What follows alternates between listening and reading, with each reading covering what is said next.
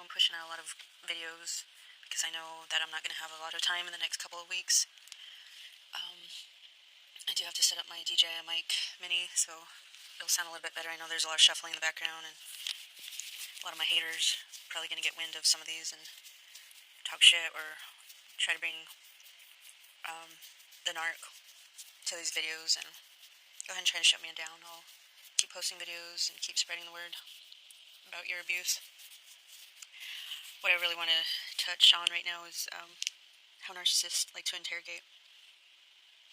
They never like to accept accountability, so they will obviously twist the narrative, which I kind of touched on in my first couple of videos, but let me tell you what it's like being questioned by a narcissist. It's not a real conversation. It starts as an interrogation.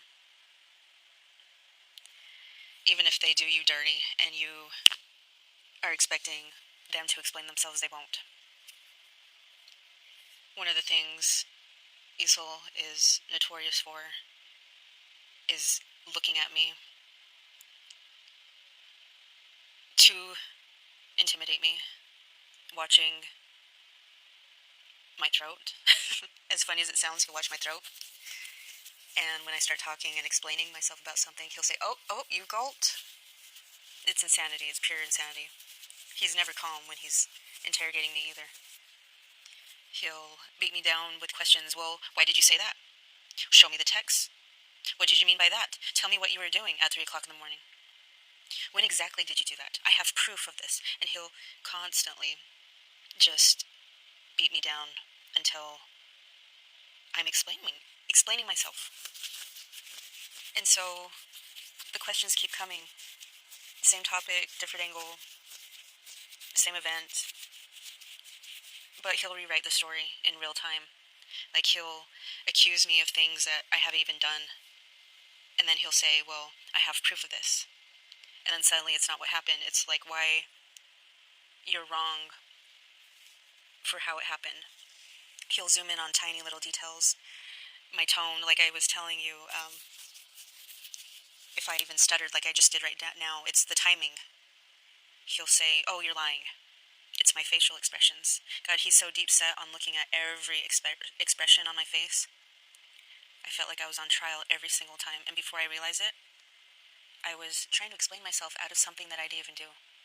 So we're no longer discussing his behavior or what he did. The focus is on me, and now I'm defending my existence. How fucked up and twisted is that? God. I beat myself up just thinking of all the times that I've allowed him to do this. More recently, I was telling him the truth about how I was talking to a cousin of mine who I'd grown, close with. I wanted to, at least. Because he was there for me when all the shit was going down. But the sick and twisted part of it is Isol had to make it into something it wasn't. So that's the twisted, fucked up truth. I'm not going to touch any more on that because I don't have to. I need to stop defending myself.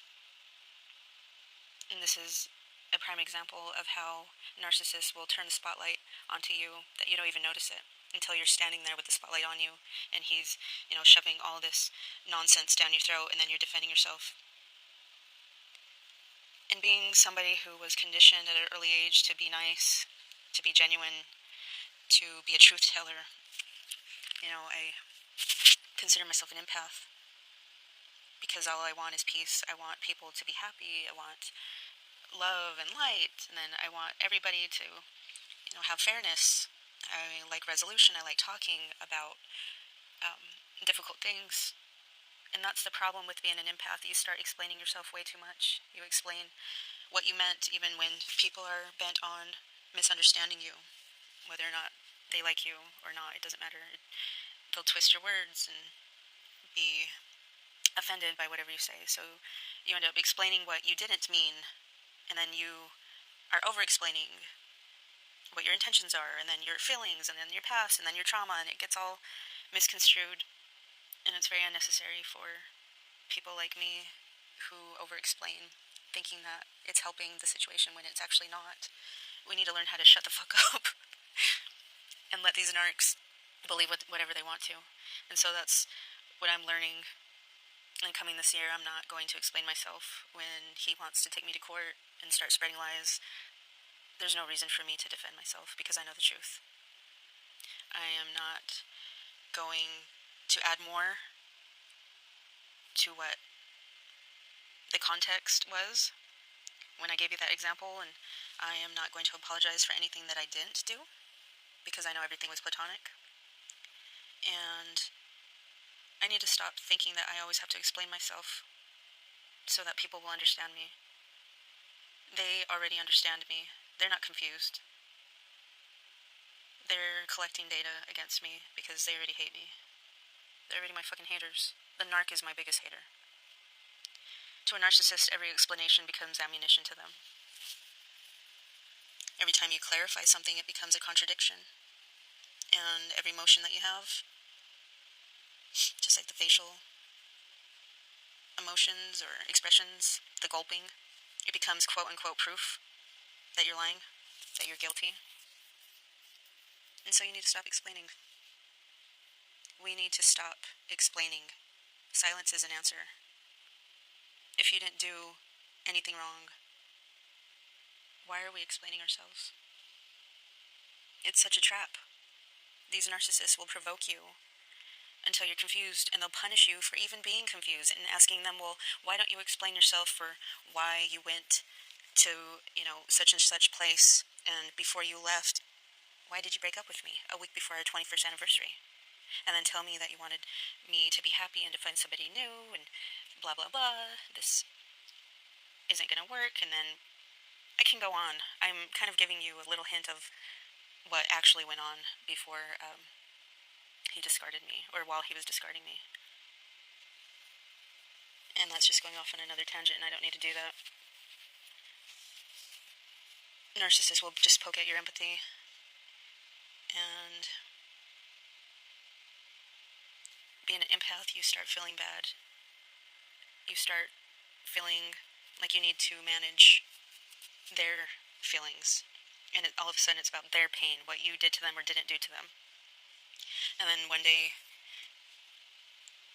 like I did, unfortunately, I gave him a hug and told him, oh my God, I'm sorry I made you feel that way, that you were working so hard and we didn't have $80,000 in the bank like you thought we did. Instead, we only had this amount, X amount, and I didn't mean to make you feel like that. And he was crying, and I was giving him a hug, and I was like, I should have explained it better how much money was going in and, not enough money coming, or excuse me, I should have explained how much money we were spending and how we needed more money to come in.